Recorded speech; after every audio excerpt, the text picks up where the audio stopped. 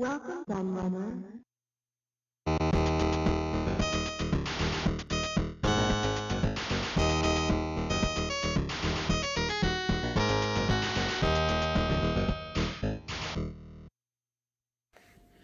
Hey everybody, Kieran aka The Laird here, and I'm back with a new book review for you.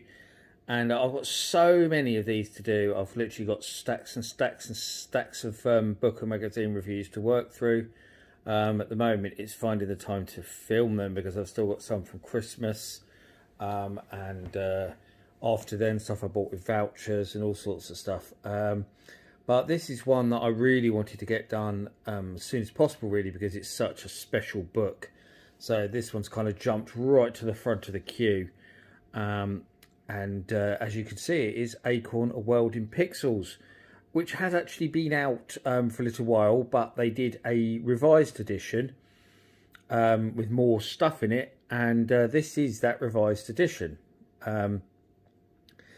It's a big old thing, as you're about to find out. But before I go through the book and show you some of it, I want to just give a little bit of background on my own history with Acorn, or BBC, however you want to put it, that brand. Because I think it's important to kind of say, trying to think of the right way to say it. It's important to the kind of the thoughts that I'll go into when I look through the book. I think it's kind of a bit of background detail, I suppose. But yeah, I mean, growing up, I used the BBC at junior school, Granny's Garden, of course, like everybody, which is in the book.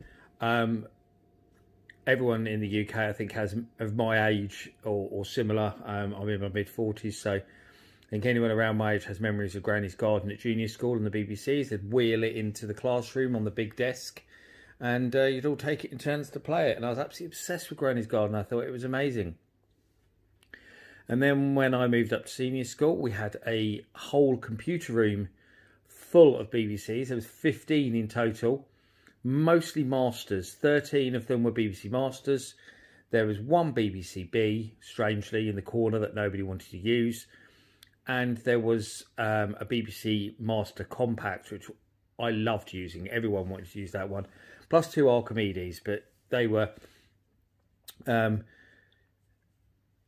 very, very hard to get on because one of them, the computer studies teacher, was usually on. So the other one was right next to him. So a lot of people kind of didn't want to go on it because they'd be sitting next to him, but did want to go on it because it was an Archimedes. So yeah, a long line of BBC Masters, though, to work on, which were great. And yeah, and we used to go on them in computer studies class in my last 2 years of school. But even before then, anyone could book to use the computers during morning break for 15 minutes, lunchtime for up to an hour, and after school for up to an hour, which was really cool. So a lot of us would actually stay after school to use the BBCs as well, whether it be to do schoolwork on them, which is what you were supposed to do, or play games, which is what we usually did. But if you got caught playing games by the computer studies teacher, he would get quite annoyed.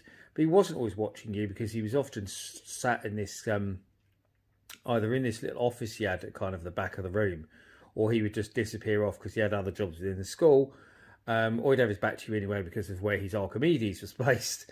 So yeah, you could get away with a certain amount. It was quite good fun. Every now and again he'd find all the games on the server and delete them all. So what we used to do was we used to give we used to rename all the games to stupid things. So for example, Snapper, we might rename to French A-level or something like that, so you wouldn't know what it was. And we'd have to keep a little list in our pocket to remind us what we'd renamed all the games to so we could play them. But anyway, apart from using the BBCs at school, my next door neighbour, Martin, who was exactly the same age as me, but actually went to a different school to me, and I still know Martin in the present day. He lives miles away from me, but we're friends on Facebook. But Martin had a BBC. That was his 8-bit.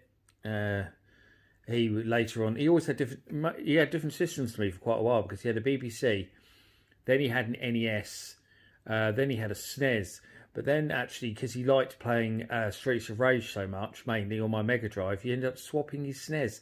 Actually, with one of my friends at my school, he swapped his SNES with them for a Mega Drive. And he also bought a Lynx as well. Quite a little while after me, but again, he loved my Lynx so much, he bought one of his own. And then he ended up getting a Jaguar as well. So after the BBC and the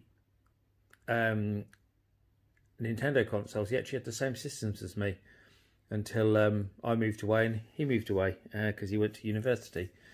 Yeah, so I used to be around his house all the time playing on his BBC. I played on the BBC, he'd come around playing on my Spectrum. So the BBC was actually a really, really key platform for me growing up, because him being my next door neighbour, I probably spent more time with him than any of my other friends. Because of that, because we could just pop round any time, and our houses were joined together, semi-detached.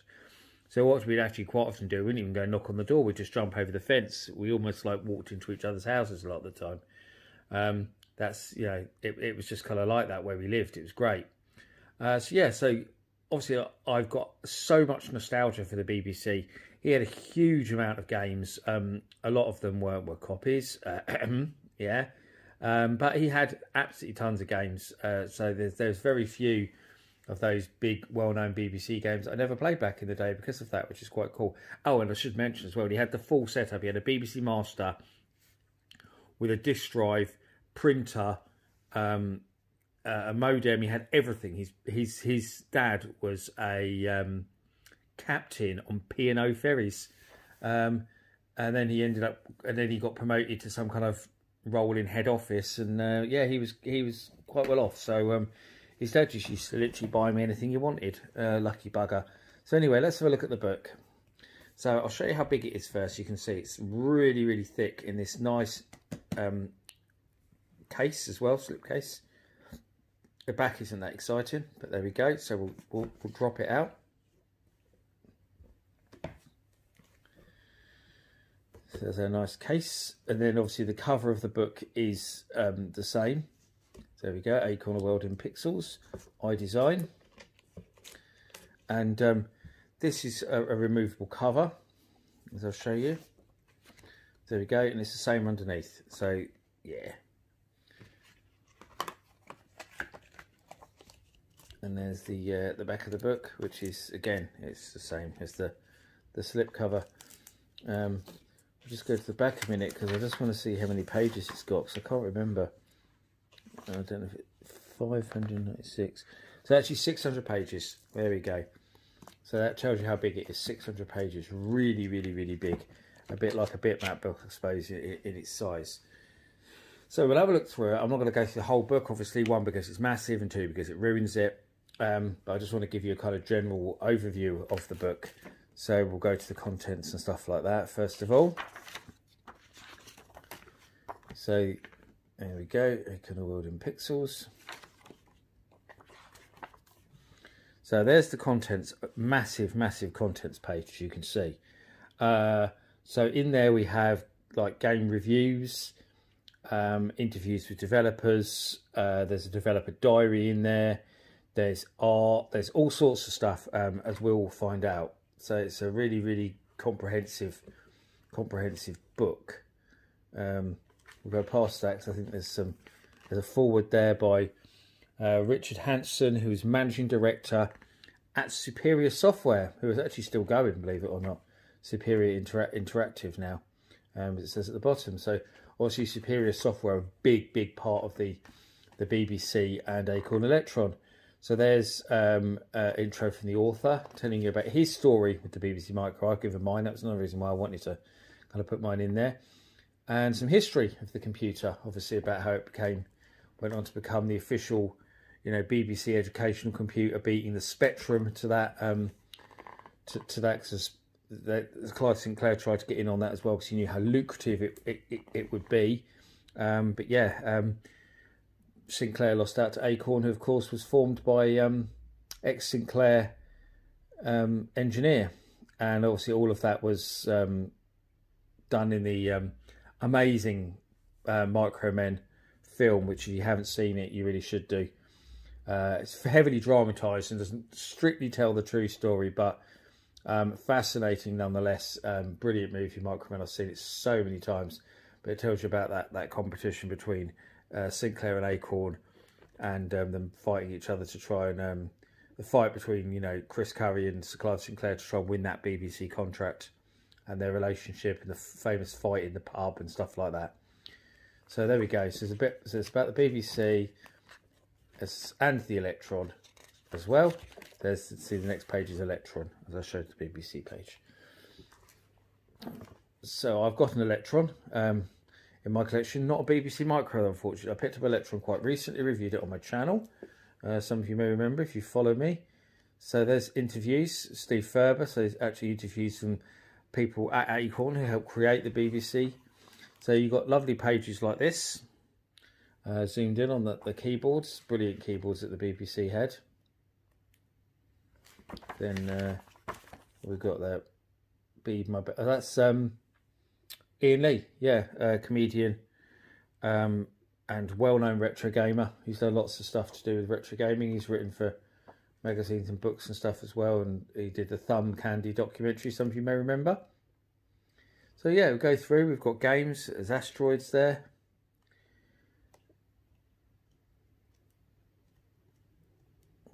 It's quite text heavy, more than you'd expect, as you can see. So for example there, if we go to this profile on Software Invasion, you'll see there's only literally a logo and one screenshot on that page, a lot of text. So when you bear in mind that it's 600 pages, you think that something like Bitmap books, their books, some of them are of a similar size, you know, like the Atari 7800 compendium, for example. 2600, 7800 compendium is very big as well. But their books are very image heavy. You know, you'll get loads of double page spreads and with a little bit of text in the corner. This is the opposite. So, you know, this would take forever to read. I mean, I've only just started on it, really, because it's going to take a long time to read through all of it. Because there's so much information in it. It's so comprehensive. It really is. Level 9, Autogenic, Firebird, Ultimate Play the Game. See, all the big software houses are in here. That's lovely. The title screens, a montage of title screens.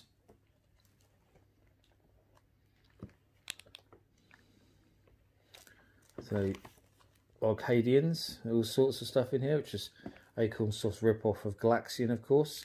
Snapper in there. There's Granny's Garden. I had to get that in there. Possibly the BBC's most famous game.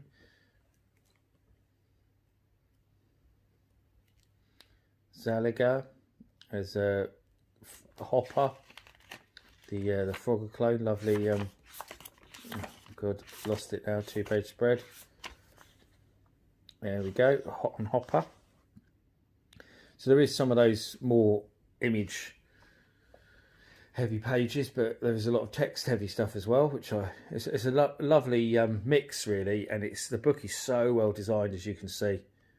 So well designed. Probably the best designed book I've ever seen, actually, retro gaming wise. I can't think of one that's better designed than this. I think it's really is absolutely fantastic. Football Manager, Revs, another famous one. There's an interview there with Jeff Crammond, who developed Revs. Adrian Stevens, Pole Position. Frack, that's another famous one by Nick Pelling, followed by an interview with him. There's Manic Miner, another famous game from the, not so much from the BBC, I suppose, more for 8-bit computers in general. Donkey Kong Jr., Saberwolf, Night Law. There's Ultimate Play the Game. So there's so much in here. Repton, of course. You can't have BBC without Repton. Probably kind of like the BBC's mascot. Although there was Repton games on other machines, there was more on the BBC. And I think if the BBC had a mascot, it would be Repton, wouldn't it? So yeah, it's just goes on forever. As you can see, it's just amazing. It's an incredible book. There's Airwolf, Imogen, that was a good game. Galaforce, Kevin Edwards interview there as well. Oh, so there's some lovely box art there. Raven Skull, Thrust, Striker's Run, Impossible Mission, Arkanoid. I mean, it's just really is fantastic. Fire Track, Joust, Barbarian, Commando, Ping Pong, Leaderboard Golf, 3D Pool. So much cool stuff in here. Hobgoblin, that's another good one. Oh, look at that great big map there. Or is that for Spin Dizzy or something like that? Oh, Inertia, that's right. It's like Spin Dizzy and Marble Madness. It's that kind of game. Galleries, Mr. E. Remembering Bob Wakelin, who did some cover art for Ocean and stuff. A bit about the BBC magazines as well. So everything's in here. Some Lost Games at the back there. So some prototypes. And also, I've skipped ahead slightly, but then it's got the next batch. So it's got some stuff about some of the amazing BBC homebrew. Like, for example, there, that's White Light, which is incredibly good. Shoot 'em Up, profile with Kieran Connell, who did the BBC ports of Stunt Car Race and Prince of Persia, actually, which I reviewed for the 8-Bit Annual a few years ago. I did all their BBC coverage for them. I reviewed quite a lot of stuff. And actually, it's gone to Richard Broadhurst there. I reviewed some of Richard Broadhurst's stuff in that book as well. I think I reviewed Phoenix and Centipede, which were both fantastic. His stuff's really good. There's more Oxcode. So there we go. Yeah, that's the whole book. So I think you probably already got the picture from the way I raved about it as I was going through it enthusiastically, that this is an absolutely stunning book. I think you can probably see that it's an absolutely stunning book. I don't even think I really need to tell you that. Everything about it is just amazing. And I don't think there's any doubt. I think this is one of the best retro gaming books I've ever seen. It really is so good. You can feel the passion from the author reading it, and how much it meant to him. And it's a complete labour of love. I just think it's an incredible book. And for what it costs, I think I paid about £30 for it. There's various deals on it at some points. I think the main retail price, I think, is about 35. I don't think it actually says on the back. I don't think it does.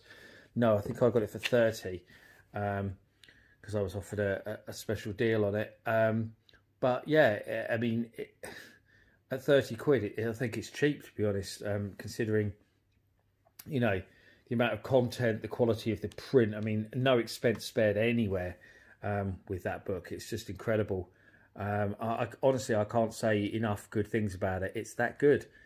So if you like the BBC, the Acorn, Electron, 8-bit computers in general, for that matter, this is just a book you have to go and get, to be quite honest with you. I hope you enjoyed my review of Acorn, A World in Pixels, a genuine 10 out of 10 book. And I'll be back with more new videos for you very soon. I've been the Laird. Thank you for watching. Bye-bye.